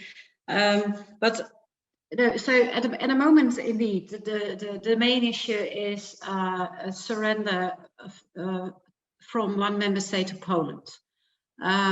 But before, issues arose about fundamental rights protection, but then in Hungary and Romania relating to detention conditions. So what I'm trying to do is to find a solution to this issue that is more fit for the future. Because at the moment, what we are doing and what the Court of Justice is doing is to look at the issue or to view the European arrest warrant in isolation. So then the question is surrender or not surrender. If you ask me, what do you think of that single assessment, so the individual assessment? Well, I think we can talk about it for a long time, but I think we make it too simple by doing that. What the Court of Justice does, it upholds the requirement to make an individual assessment, amongst other things, based on the risk of impunity if they would let it go. So if general deficiencies would be enough, then the Court of Justice is afraid that too many criminals escape justice. And I think it's a legitimate concern.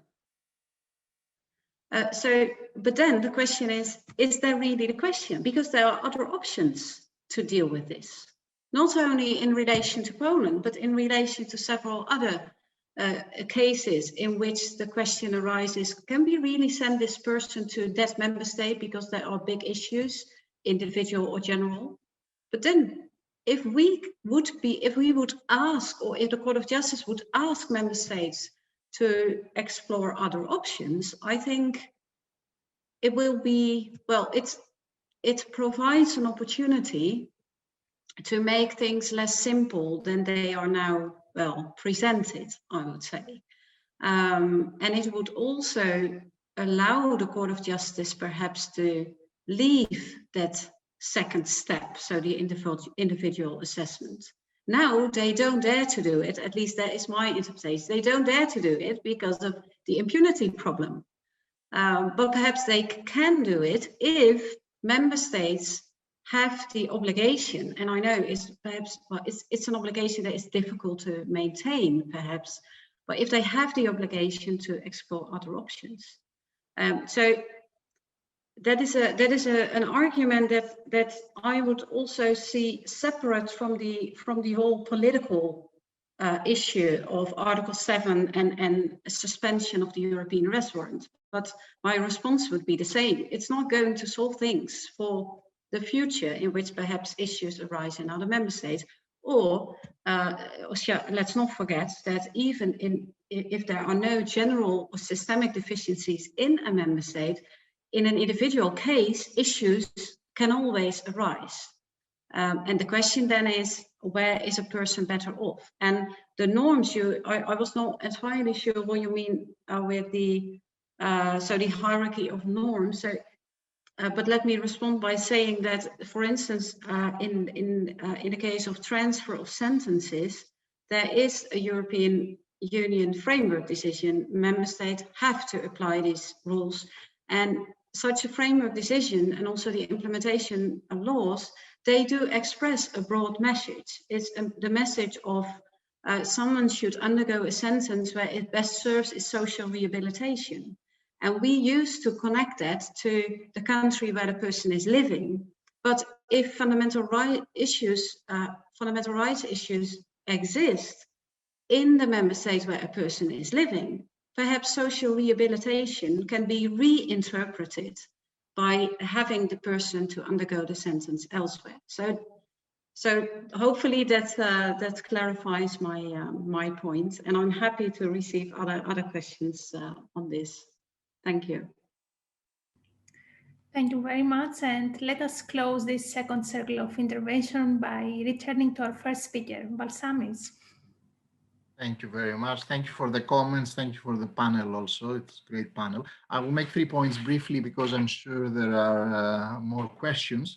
First of all, that's a very good question about who is really driving whom. And I think the picture is very complex here because on the one hand, of course, you have states or the European Union deciding to intervene and to impose duties via legislation.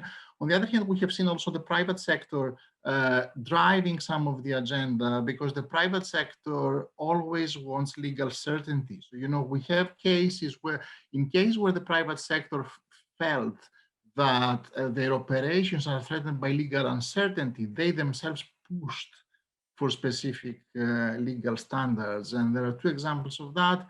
The older example, if you like, of PNR, where if you remember after the US unilateral imposition of duties to airlines to fly to the US, they immediately went to the Commission and said, you know, help us out because we feel we are now facing a conflict of interest. If we comply with US law, we may be in breach of EU data protection law. So please, you know, do something. And that has led to negotiations for the first EC-US PNR agreement. The more recent example is the example of digital evidence, where we know in the US, for example, that Microsoft, among others, pushed for the adoption of the Cloud Act in the US in order to avoid legal uncertainty. And the Cloud Act, just a reminder, was adopted pending litigation in the US Supreme Court where even the European Commission intervened because it has to be, you know, all of these actors are also global actors. You know, Microsoft operates in the US, but also in the EU. So, you know, in cases where, especially the giants operate globally, they would like global legal certainty. The challenge, of course, there is whether we have global standards and who enforces them. So it is quite complex, I think. Also, following the discussion in this panel, throwing Europol into the mix, Europol, for example, which is a non-state and non-private actor, comes now increasingly the debate. Europol wants to have direct access to private sector. The Europol wants to process big data. So, you know, so again, who is driving what? I mean, we heard that Europol itself developed internal mechanisms such as the IRU and is trying to sell it to states, but these involve also cooperation with private sector. So I think it's very interesting, very exciting to research as well how this will pan out in the future. I take your point. I mean, I didn't really argue that hard law preceded soft law, but I argue that they interact, and I take your point on co-regulation. I'm very interested in co-regulation, so if you have anything written on that, it will be gratefully received. I think we see in, for example, things like the EU Internet Forum or the Christchurch Call initiative after the New Zealand attacks, how I think everybody's trying to involve the private sector in developing standards and in developing compliance mechanisms. So, and I think this is really where the boundaries of what is binding, what is non-binding have been blurred. And that's why I'm very interested also in Facebook, for example. So what is the value, and from a legal perspective, actually, the binding character of a decision of the Facebook Supreme Court, and, you know, how do they use rules in a sense to determine whether someone should be banned from online life. So, you know, so I think co-regulation will be the key in the future, and I think that's very interesting. Finally, I do not resist to make a comment on Brexit, and I really enjoyed the paper, but following the discussion, and that's maybe a plea also for cross-disciplinary research as well on this, because when you were talking about past dependencies and interviews and what officials want to do, I wanted to shout that there are legal constraints, and it's not as easy to circumvent the TCA, especially on day-to-day operations. I'm not talking about sharing of intelligence if there is a terrorist attack, but if you look at extradition, for example, you know, already you see that the TCA, you know, some member states have said that they will not surrender their own nationals any longer. And, you know, dual criminality has come back. And, you know, so, and politically also, and I would be very interested in research on the ground, how can you convince authorities in EU member states to give priority to UK surrender requests over requests by other EU member states, since they're faced with very tight deadline obligations within EU law? So, so I'm very interested to see how this will pan out in the future, even if, the treaty itself allows for cooperation, even in the areas of high ambition, such as surrender, for example, whether the legal constraints actually will result in a suboptimal outcome. And I think the jury is out there, and I will stop. Thank you very much. And since we are approaching to the end of this great panel, I will take the opportunity to gather the questions. We have 2 hands being raised, but I will start with the question that is already posed in the chat, that comes from Ulrich Bürz and is addressed to Christine, saying the following: Europol always competes not just with bilateral, but also informal city and information sharing arrangements in Europe and beyond. What impact did 2015, 2016 and greater use of Europol had on these informal arrangements? And that said, and before Christina addresses that question, Helena, you would like to ask 2 more, if I remember correctly. Absolutely, thank you so much. The first question is actually for Valsamis. So I was thinking about what you've mentioned about the role of private actors, and I was thinking specifically within the agenda of digital sovereignty, right? So my question, maybe it's actually more of a comment than a question, sorry about that. I was thinking whether are private actors actually all the same? So the way you presented them, they seem to be like this group, kind of a homogeneous group. But from what I've seen in particular recently from Commission and Council documents, especially from 2020, and I think this is a trend that is that started clearly from 2016, is that there is a clear divide between most private actors and, for instance, social media platforms, where actually there seems to be a difference between the actors which are trusted and who share the norms and principles of the EU, and those who actually are being more and more associated with disinformation, misinformation, not sharing the same principles and norms that the EU has. And so I was thinking whether it would be useful to actually differentiate between private actors. And then for Chloé, very quickly, actually I was thinking in terms of trafficking, now that UK is moving to the external dimension of trafficking policies, whether actually, and bearing in mind that, if you look at the figures of 2017, 2018, the UK has half of the identified trafficking victims, right? So how do you foresee the relationship between the UK and the EU going in this area, given the amount of activity that the UK has identified here, and given that actually obviously there is an overlap with what happens in the EU? And just to reply to Valsamis very quickly to his comments on Brexit, you're absolutely right. I think that it's very much, that's why I was saying that, is it realistic what they're actually saying in the interviews? Because obviously we know that the TCA is there, and there's legal constraints to what can be done. But in my view, it's very much a continuation of this flexible approach to rule of law that the negotiating team has adopted so far, the current government has adopted so far, and continues to adopt. And so it's interesting to see how this flexible approach, I've completely invented this term, somebody probably has a better one. This flexible approach is actually shaping the vision of the future relationship between the UK and the EU. Thank you very much. Okay, and let me also give the floor to Alex Mackenzie from the audience so that he can formulate his question. I've also got a 2-year-old whinging in the background, which I'm sure we've all got familiar with over the past year or so, or a year or two. My questions are for number 1, Lena, and I've got a couple for Christina as well. Lena, I wanted to ask you kind of what has been the reception to the UK's shenanigans of late with regard to say Northern Ireland and so on? Is this going to kind of harm the possibility of cooperation post-Brexit? And to Christina, my questions were, you were talking about critical junctures, and you were talking about kind of how the EU has progressed over time.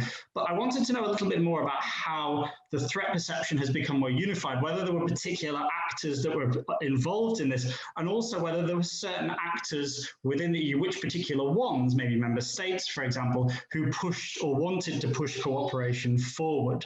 I hope those questions are okay. Thank you very much. Thank you very much. And let me give the floor back to Valsamis.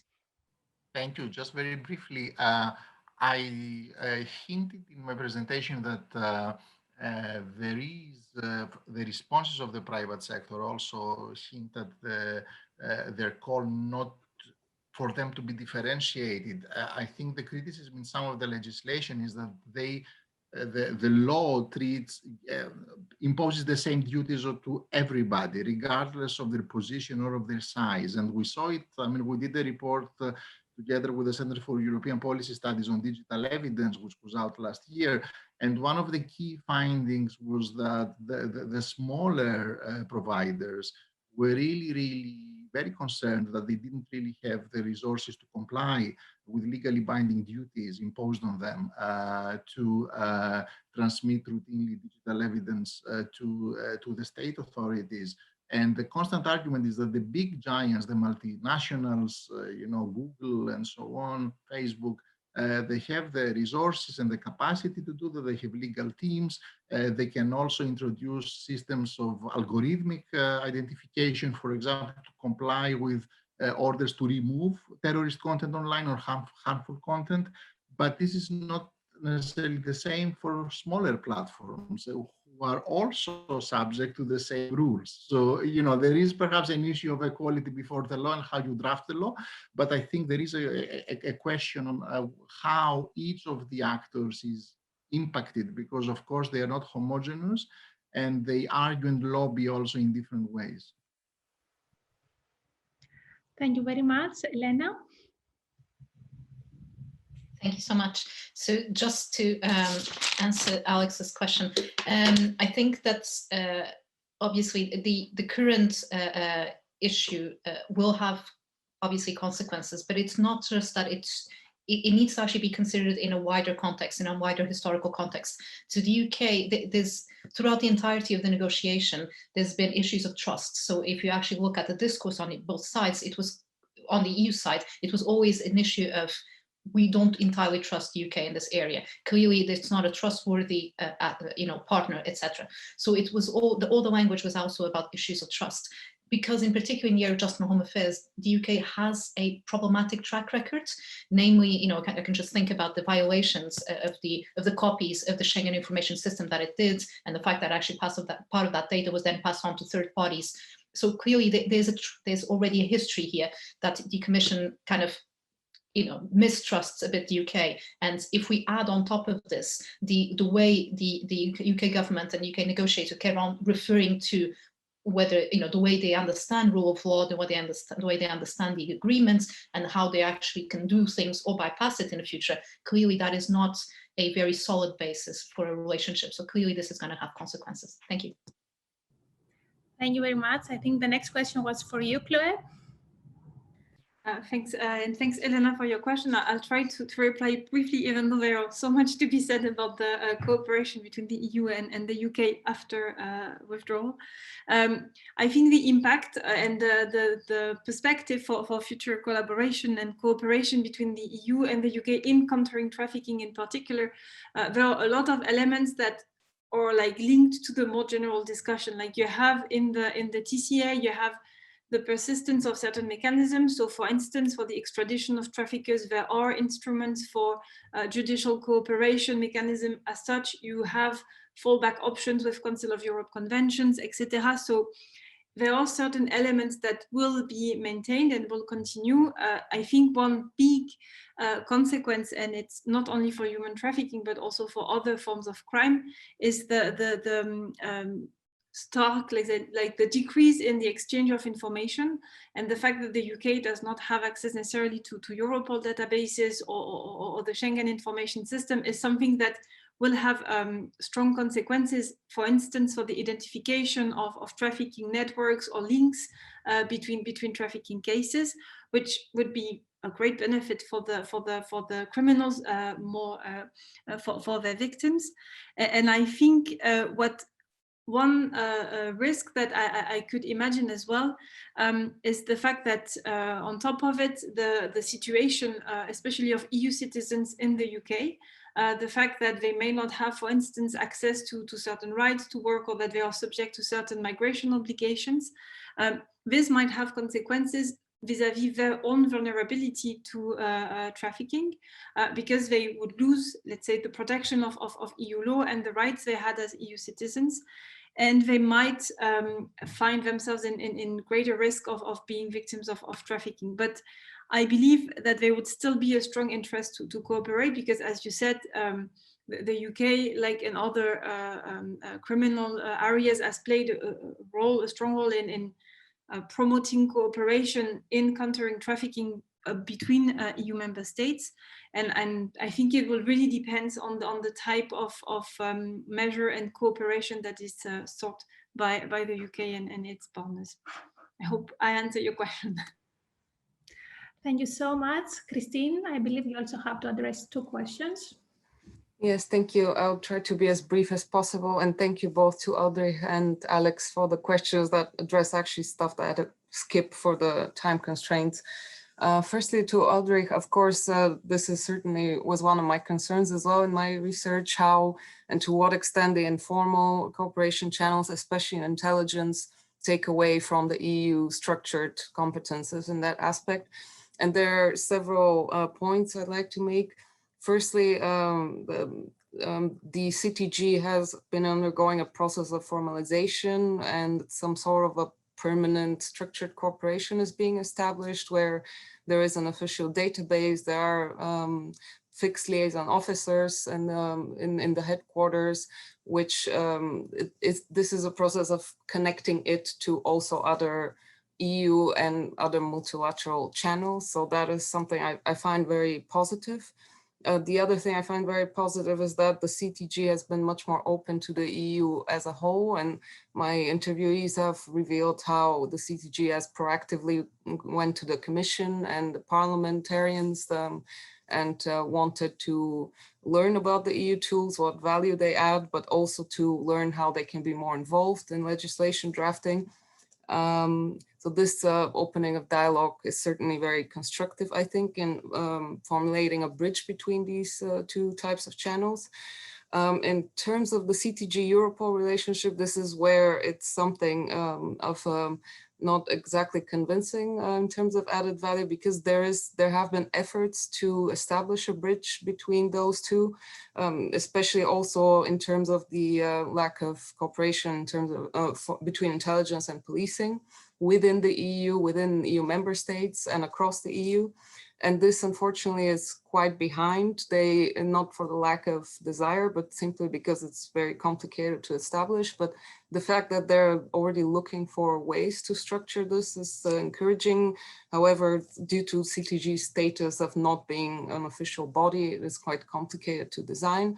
And finally, interviewees in general didn't seem to think that the informal channels at this point take that much away from the formal channels, because they do help in the building of practices of sharing and cooperation and familiarization of practitioners. To Alex, 2 like sort of very big questions, but I'll try to answer them as very concisely. How the threat became more unified. It started with the so-called hunt for the foreign terrorist fighters, which was very much a shared issue around member states, and was something that even smaller member states who didn't have experience with terrorism found themselves somehow complicit in, whether as a transit zone or as a safe haven for certain operatives of the groups. And then with every next attack, it became more of a shared threat. Who pushed the cooperation forward? Instead of pointing at bodies, which I think before was a constructive development, this time there were actually policy entrepreneurs that helped. And for me, those were the counterterrorism coordinator, Gilles de Kerkhoff, Europol's Rob Wainwright, the former chief, but also Manuel Navarrete as the chief of the Counterterrorism Center, the Security Commissioner, the Security Union Commissioner, Julian King, definitely, and the Dutch presidency of the council that was very much looking for ways to connect information sharing systems and practitioners, including intelligence and policing in particular. I was trying to be brief. Thank you so much, Christina. I hope I didn't put a lot of pressure on you before. And I don't want to miss the opportunity to ask Jannemieke or Raphael if they have a final word before we close this panel. Well, if there was dinner or coffee now, I would love to have a conversation with all of you. But yeah, I think we've had a long day. I mean, for me at least, ahead of the screen. So thank you. Hope to see you sometime soonish. Even those in the UK, seriously. No, nothing to add, nothing to add. Thank you. So it was a pleasure to get to know the work of all of you, even to meet you virtually, unfortunately, not in person, as Raphael has just stressed. A big thank you to the organizers on my side too, Professor Christian Kauner, Professor Sarah Leonard, who unfortunately wasn't with us today, and Dr. Joana Deus Pereira. I hope that we will have the chance to meet soon in person all together and enjoy the rest of the events organized by the Zanmone Network on EU counterterrorism. Big thank you. Thank you.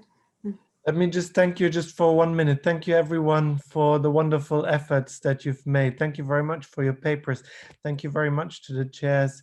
And thank you very much for the wonderful discussants. And of course, thank you very much for Joanna. But I don't want to thank you too much because we're coming back tomorrow. So, so please do come back tomorrow bright and early. Last word to Joanna about tomorrow, perhaps 1 second. Yes, tomorrow we kick off with the second Ouwerkerk, so it will be dedicated entirely to the Jannemieke Network on EU counterterrorism. It will be a second edition. You are more than invited. Of course, Raphael is not coming because we are not serving coffee or food online. But I can assure you that we have amazing panels with speakers from Indonesia, Singapore, United States, and of course, brightest minds in terrorism and counterterrorism. So if you wish, I invite you to participate tomorrow and also on the third day on hybrid security. It's also a promising panel. I wish you all the best. Thank you for being here so late, and see you anytime soon. Thank you.